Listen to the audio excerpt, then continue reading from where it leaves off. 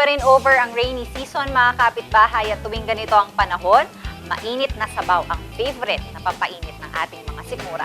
Gusto ko tuloy ng lugaw o kaya mami. Ano nga ba ang paboritong chinichibog ng mga Pinoy pag umuulan? Ano-ano ang mga lutong pampainit na type ng ating mga kapitbahay? Likas na yata sa ating mga Pinoy ang hilig sa pagkain. At dahil panahon na naman ng tag-ulan, iba't ibang klase ng putahing pampainit ang hanap natin. Ano nga ba ang hilig kainin ng Pinoy tuwing darating ang panahon ng tag-ulan? Kadalasan ay maiinit na pagkain ang inihahain tuwing tag-ulan. Nariyan ang mga putahing sinabawan kagaya ng tinola, bulalo, bulanglang, nilaga at syempre ang sinigang. Meron ding lugaw, mami at sopas. Pero syempre hindi mawawala dyan ang champurado, partneran mo pa ng pritong tuyo na talaga namang malinamnam. Pero saan nga ba nagsimula ang pagkain ng mga paborito nating comfort food tuwing tag-ulan?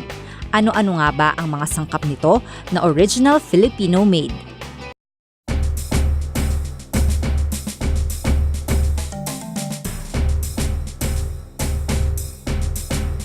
Kadalasan ng mga pagkain na kinakain ng mga Pinoy kapag tag-ulan ay usually yung mga masabaw. Masabaw kasi nga pampainit ng katawan at syempre kapag sabaw, yon natural na mainit sila. Aside sa mga sabaw, kamukha ng tinola, sinigang, nilaga, meron rin kamukha ng champurado na sinasamahan ng tuyo na paminsan kahit yung mga pagkain na kamukha ng talong ay sinasamahan kasama ng mga champurado. Bakit nga ba tinaguro ang comfort foods ito? Kasi kalamitan ng mga pagkain ito hinahanda sa atin ng ating mga kabataan, ng ating mga magulang. At yung sa kadahilan ng yon, nakakapagpaalala sa atin ng mga masayang alaala ng ating kabataan. Kaya nasasabi din natin comfort food nito kasi tuwing nakakain natin ito, naaalala natin yung pag-aaruga sa atin ng ating mga magulang. Filipino food po, sinigang. Sabaw. Opo. Ano pa? Nilaga po. Basta po sabaw kapag tag-ulan. Another one. Mga grilled na Lagay po ng anong grilled fish or grilled pork. Tapos with soup of course. mainit na sabaw. Mainit na sabaw na sinigang. Tuyo, tsaka tinapa. Mga sabaw, wala mo. Bulalo. Bakit yun yung paborito mong pagkain? Kasi malamig. Mas masarap yung may sabaw.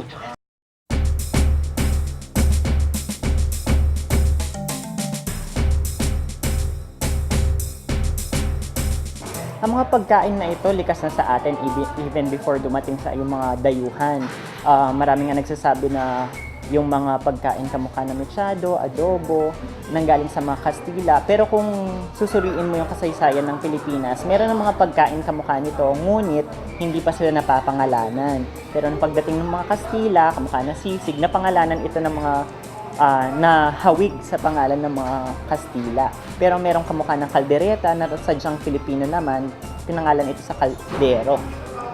How about yung mga sinabawan po natin?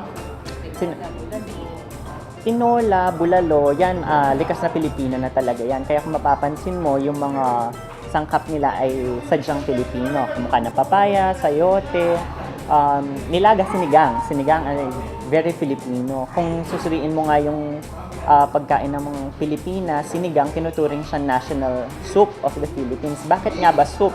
Kung tutuusin ay sa ating mga Pilipino, ulam ito. Kasi kapag lumabas ka ng ibang bansa, kapag sinabi ang nilaga, ang sinigang kasi ay nagpo-fall under broth. At broth sa ibang bansa ay kinikonsider na soup. Pero kung tutuusin, ang mga soup naman kasi, alam natin sa Pilipinas, pag soup or sabaw, appetizer. Pero in truth, sa ibang bansa, mayroong mga soup na ginagawang main course rin. Kaya nga, yung nilaga, kung tutuusin, ay isang main course. Kasi meron na siyang patatas, nandun na yung gulay, nandun na yung karne. How about yung lugaw, sir? Yung lug. Favorite food? Okay, so sa mga favorite food ng mga Filipino kapag tag-ulan, sasabihin nila nag-originate rin to sa Kastila kasi meron silang arroz caldo. Pero kung tutuusin mo, yung sangkap naman niya, inadapt na rin sa Pilipinas. Kumbaga, ganyan naman yung pagkain ng iba't ibang bansa na nakakuha ng idea sa ibang lutuin. Pero kung titignan mo, halos pare-pareho lang rin naman yun Pero yung sangkap, dahil sadyang Pilipino, nagiging Pilipino rin. Inihaw. Ano po? May sabaw. Hindi, mga sabaw. Nilaga. Bakit po ba mahilig kayo mga Pinoy sa sabaw? Tagulan. Para ma-press ka. No? Mainitan. Pampainit. Papainit. Lugaw. Lugaw, ano pa? Yung mami, ganyan, yung may sabaw. Kasi malamig yung panon, ganun. Lugaw. Ano pa? Depende kahit mga mami. Bakit yun yung, usually may soup, di ba? Bakit yun naman yung paborito? Para mainitan yung katawan. Pa.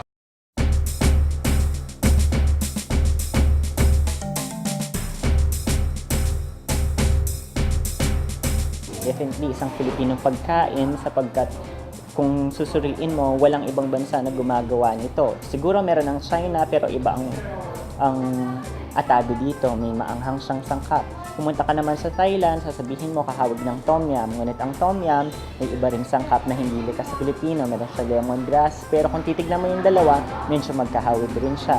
Ang bulalo naman is also very Filipino, pero pumunta ka sa iba't ibang bansa, lugar ng bansa, nagkakaroon rin to ng ibang pangalan. Paminsan, ang bulalo, pumunta ka sa ibang bansa, at tawagin nilang putsero, pero sa ating Kapampangan, iba yung putsero, iba yung putsero ng Bisaya. So, yun, meron tayong sinigang, meron tayong bulalo, tinola. As nabanggit kanina, tinola ay very Filipino rin. Champurado, although may impluensya ng Kastila, masasabing Filipino rin to, lalo na kapag sinasabayan natin ito ng tuyo.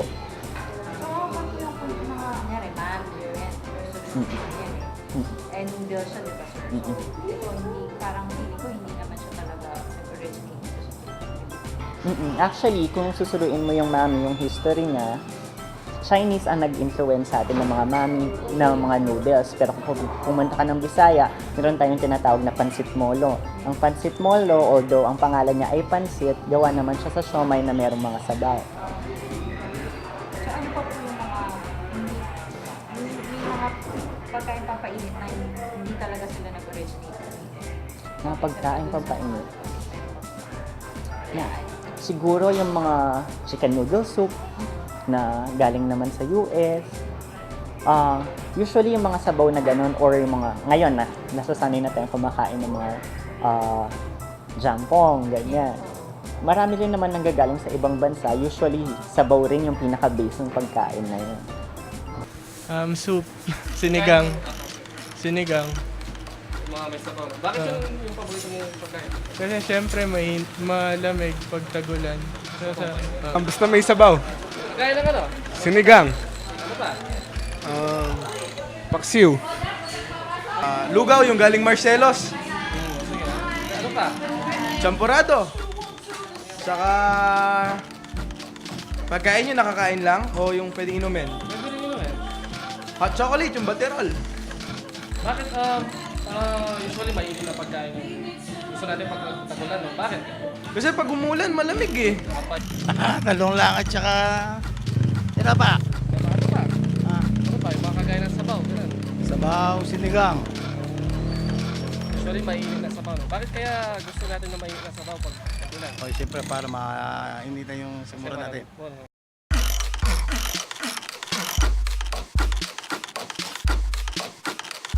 Ang mga independent films ay patunay ng pagiging malikhain ng mga Pinoy filmmakers. Ang mga ganitong klaseng pelikula ay totoong ang kakaibang formula ng pagpapakita ng realidad.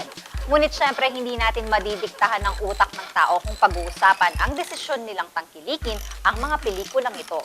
At sa panahon na ito ng tag-ulan, paborito talaga ng Pinoy ang pagkain ng maiinit na putahe. Kaya sinigang, lugaw, nilaga, manyan, basta malamnan ng tiyan ng masasarap na pagkaing pampainit, ay mas mai-enjoy ang dalang lamig ng rainy season. So mga kapitbahay, tunghayan muli ang susunod na episode ng Boses ng Bayan. Lagi po kayong tumutok sa ating mga bago at fresh na episodes. Please visit our Facebook page. Just log on to www.facebook.com/bosesnangbayan at ilike lamang ang mga posts po namin. At syempre, maaari rin po kayong mag-post ng inyong mga comments. So ayan mga kapitbahay, magkita-kita po muli tayo sa susunod na episode. Boses ng Bayan, ito po ang inyong kapitbahay host, Sarah. Bye!